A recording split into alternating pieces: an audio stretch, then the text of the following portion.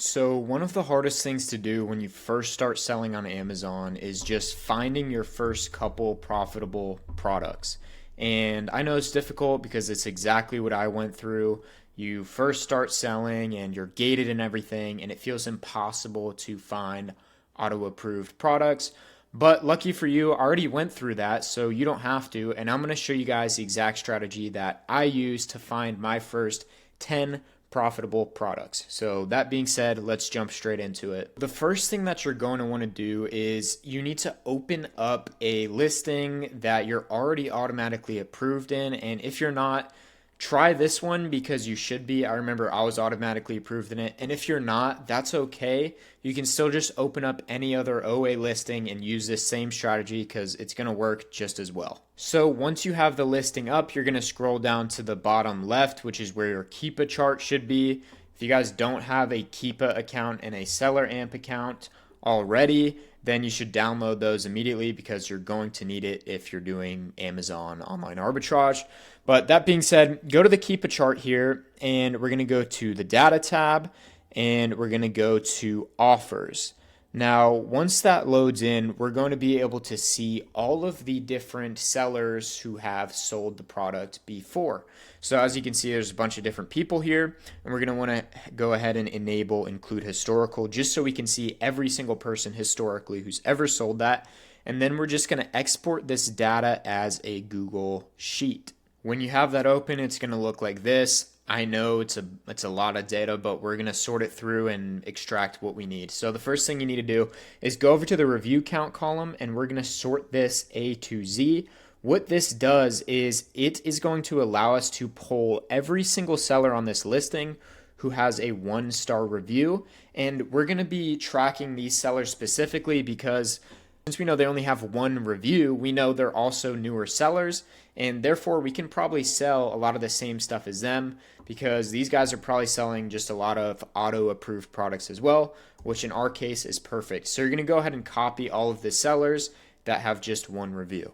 Then you can go over to Keepa Product Finder. This is what the page looks like, and you're going to go ahead and scroll down to the seller ID section, and we're just going to paste in those different sellers we just pulled, and perfect. It looks like there's about 300 products we can go for, which is honestly exactly what we're looking for. Then what I'm going to go ahead and do is just put in a buy box of $5 just to make sure we're not pulling up any listings that have a suppressed buy box.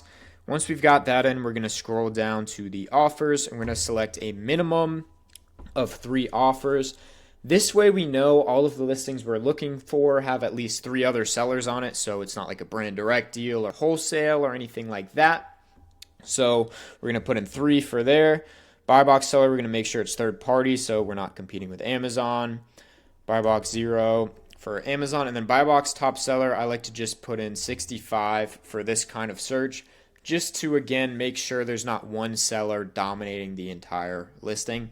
And then once we've got that pulled up, we're going to find products. And guys, you may have seen a method like this before, but the exact thing I'm going to tell you to do is different. You probably haven't heard it before. So listen closely to what I'm going to say. So when you actually pull this listing, we're not going the traditional approach of like opening up each and every one of these to see if it's profitable or not, or sourcing it. What I want you guys to do is go over to the ASIN and I want you to just drag it all the way up next to the title. I'm not going to do that right now because it'll mess up my columns, but you're going to drag it over to here, and then all I want you guys to do is just copy the ASIN and paste it into Seller Central. Click through to see if you can, like where it will say like, oh, list this product. See if you can list it. If you can't list it, just move on. But if you can, we're going to do something specific. But let's say for this scenario you can't, right? Let's say you come across this listing, Mio, copy the ASIN, and you don't find anything. Or excuse me, not that you don't find anything, but that you're not approved. Okay, cool, you're not approved for Mio. Now, instead of clicking through this next listing, you're just going to skip the other 2 and then go to the next brand. And basically, you guys are just going to repeat this for all of the different brands we see. So you do search for binoculars, whatever this brand is, see if you can list it. If you can, great. If you can't, move on. Same with this Ultimate Guard Katana, right? You don't have to go through every single one of these. Same with Patrol, and Bamboo. You just have to click one and see if you can list it. Because if you can, that means you can sell anything in the brand. And that's where this method that I'm going to show you guys is insanely powerful. So just for argument's sake, let's say this, and just so I can show you guys what I'm actually talking about here. Let's say you get approved to sell this brand, Kinders. What I would want you to do is whatever, get approval. Now you're set. What I want you to do then is go back into Keepa Product Finder. We're going to go right here, clear everything out, and we're actually going to want to do a Keepa brand search. This is insanely powerful. So even though I'm doing higher numbers now, I'm at like around 30K a month right now, a little bit higher. I don't do exactly what you guys do because I'm approved for most products, but every time I do find a profitable lead from a new brand, I do this search. I call it a Keep a Brand search. And basically, you just enter in the brand that you can sell. Right, Kinders. Okay, that's not the right brand because I know there's a lot more. Okay, here it is, Kinders with the apostrophe. So you enter in the brand here to Keepa, and then it's basically going to show you, okay, here's the brand you already know you can sell, in this case for the auto-approved leads, and we can go ahead and sort through them like this. So we're going to put in the brand, and then just a couple basic settings that I like to do just based off of my philosophy with Amazon OA is I like to enter in sales rank, cap it out at 750,000. I put in a buy box. Normally I put in a buy box of 15 because I use a prep center part of the time. But for you guys, you should just enter in, honestly, $5 is totally fine when you're starting out, especially because ultimately when you first become a seller on Amazon, the goal isn't to make like a bunch of profit right away. It's more so to build sales history so you can sell the better brands. So you can just enter in a buy box of $5. Make sure you click Amazon out of stock so you're not competing with them. And then also if we scroll down here, I don't put anything in offer count personally. You can mess around with it. Again, this isn't like an exact science. This is just the way that I did it, and it works really well for me. And then buy box seller will do third party again, so Amazon's not selling it. 0% buy box to Amazon. And then for the percentage top seller, I put 75 here because I'm not sorting by the amount of people selling it. Let's say there's one or two guys on the listing, they might be taking a higher percentage of the buy box, which when you're doing a specific brand search like this, is totally fine if you know how to read the Keepa chart accurately, which I'll show you guys that too. But then once you have that plugged in, you're good to go. So I don't enter in any like monthly sold minimum or like 50 monthly sold minimum or anything like that. That's why I put the sales rank in here, and then I like to manually review the Keepa chart myself. But once you have that done, you can go ahead and hit filter, and everything should start to populate. And yeah, we'll be able to see there's a bunch of different data here we can pull from. But this is basically what it's going to look like when you find a profitable brand. And just to show you guys like an example of a profitable product and what this looks like, let me just look through here. What I'm doing right now is sorting these products by price because I have sold this brand before, and I know that typically the profitable products for this brand are the ones between like $30 and $15. So that's why I did that.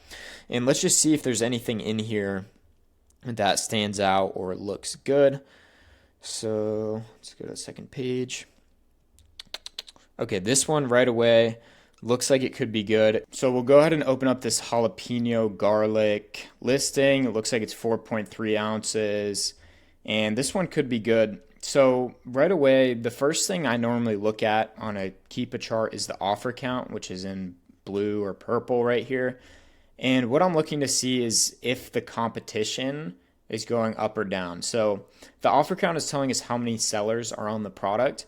And if there's a rising offer count and it's going up like this, we can tell the price is probably going to drop. So this is one of the biggest things I've learned. And really it's just basic supply and demand. So as there are more sellers and there's more supply, the market gets more competitive, and ultimately the price is always going to drop. But when there's less supply and the suppliers are falling off, the price goes up. As we can see, when there was about 20 people on here, the price was 22, even dropped down to 19. But now when there's less people, it's back up to 24.50. So little gem for you guys there with that one. It's been really helpful for me. I honestly don't buy anything where the offer count is rising up. I think it's too risky and you can end up just breaking even on a lot of products. So just to see if we can find this profitably, let's open it up on Google. And this looks like it's going to be a Walmart lead. From what I can remember, this brand does come from Walmart. And it looks like, so the single pack wouldn't be profitable, neither would the 3-pack, but those are probably being sold by third parties and not Walmart themselves. But when this product is in stock, and this would be the one being sold by Walmart because it's the cheapest. It's another little thing you'll pick up on as you source through more products. But it looks like a 6-pack was being sold for $28.38. So just to do the math here, $28.38 divided by 6, and it's a 2-pack times 2. And yeah, we don't even need a gift card to make this profitable. I mean, 70% ROI, sells 300 times a month. When this goes back in stock, I would, and you can set it up so it notifies you, I would definitely buy this product. It's super profitable and it moves really, really fast. So that's just one example. Let's see if there's anything else we can see here. Okay, this could be a good example. Let's check this one out. So again, the reason why I clicked on this is because it is essentially the same product as a jalapeno garlic, except it's a different flavor and it's around the same price. So it's probably pretty profitable as well. And so one thing that I'm not liking here is the offer count has just spiked up quite a bit. So it went from 5 people to 11.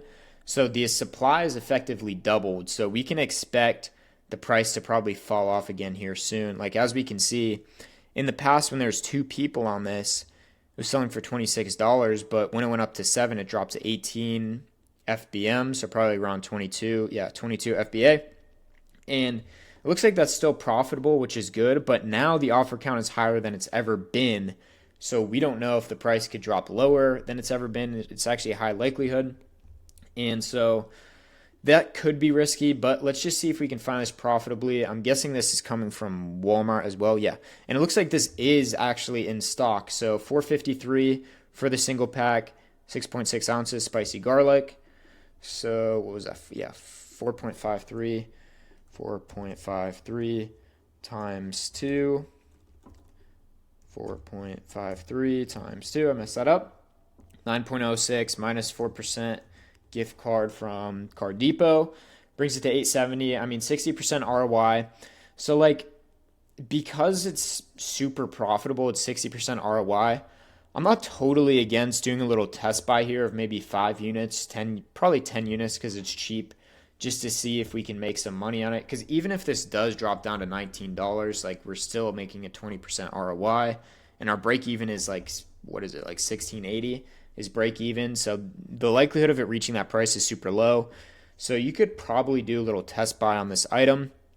And then one other thing I want to touch on while this is opened is when people don't see this yellow line here, which shows the amount of sales the product is getting, normally they don't even look for these listings. So normally they're more profitable. But if you can't see it, there's a couple pretty telltale signs of how you can tell how many times something is selling. So one of the things is the review count. So we can see in the last 3 months, the review count has jumped up from 1 to 2, which isn't that significant, but it does mean like this product is selling. People are buying it. One other person left a review. The other thing to look at is this green line right here is the best seller rank. And basically all of these little divots you see, like whenever something drops down or it changes, that usually indicates a sale. So like, see when it went from 8,000 to 7,000, that means a product was sold right there. Same with all these little bumps. Whereas if it was just like constantly going up, like it went from 5,000 to 10,000 to 30,000, it was just kind of a curve like that, that would mean the product hasn't sold in a while. And then the other thing we can do to check if this is actually selling is we go back to this offers tab and we can look at the stock history here. So it looks like this brand or this seller, Go to Girl, like clearly some sales were happening here. They went from 12 to 5 in about 2 weeks. So that's a decent sell through. This seller again looks like some good sales from 49 down to 34. So it's like 15 sales in about a month. So not horrible. Again, I don't think there's anything wrong with picking up 10 of this product. But yeah, guys, that's basically the method. I don't need to go too much further, but just to recap everything, pull an OA listing, ideally one you're already approved in, go to data, go to offers, grab all of the sellers, export that to a Google Sheet, take only the sellers with one review, just with one review, put them into Keepa, copy and paste every different brand's ASIN you see if you can sell it. If you can't, skip that brand. From now on, just don't even click into it. If you can sell it, then go ahead and do the Keepa brand search that I just showed you guys. So that's the video. Please let me know if this helped you. It's the first video on my channel. I just want to help you guys as much as possible. But yeah, that's it for the video. Take care. Peace out.